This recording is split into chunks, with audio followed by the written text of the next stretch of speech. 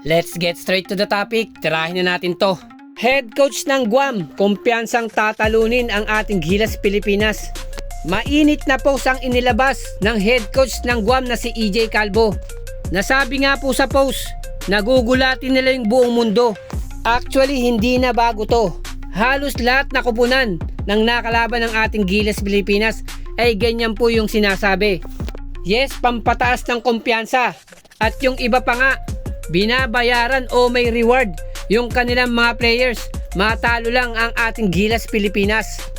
Pero meron tayong mga factors to be considered kung bakit ganito kataas yung kumpiyansa ni Coach EJ Calvo sa kanyang kupunan.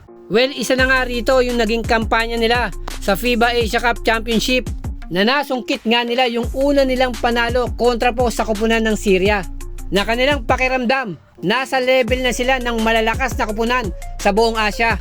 Na may punto naman, alam natin na sinasala lahat ng kupunan dito sa Asia makapasok lang sa Final 16 ng FIBA Asia Cup Championship. Isa pa rito, nasa kanila yung home court advantage. At yung crowd, pabor na pabor sa kanila. Kahit pa maraming Filipinong siguradong manonood. Pero sana maging equal at fair yung mga tawag ng mga officials. Then siguradong sisilipin nila yung mga previous losses natin. Partikular sa kupunan ng Chinese Taipei, sa New Zealand, ganun din sa Australia.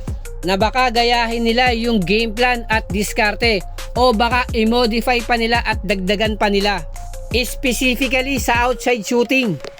Na yun talaga yung naging key factor kaya tinalo tayo ng mga kupunan na yan. Isa pa rito yung absence ni Kai Sotto. Alam naman natin, still aiding and rehabilitating si Kai Sotto. Na psychologically, kapag walang Kai Sotto, madali tayong matatalo.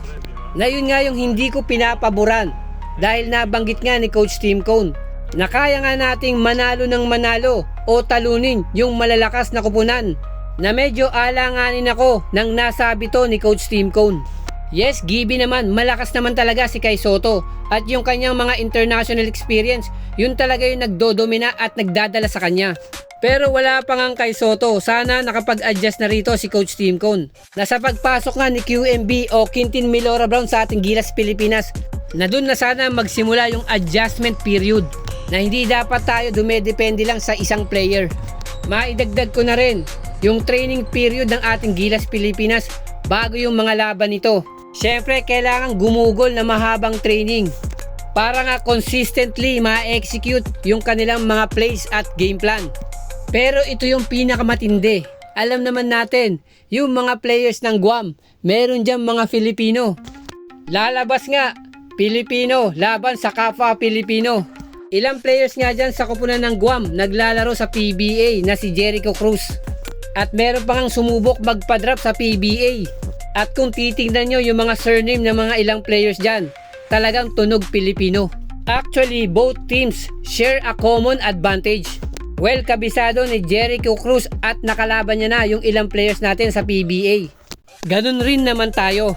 Kaya lalabas, it's a mind game between Gilas Pilipinas at kupunan ng Guam. Maidagdag ko lang po, nung sinerge ko po yung post na yan, wala na po at hindi ko na nakita. Posibleng dinilit na yan. Pero we can consider yung mga nasabi ko. Kaya ganong kataas yung kumpiyansa ng kupunan ng Guam na kaya nilang talunin ang ating Gilas Pilipinas this upcoming FIBA World Cup Asian Qualifiers.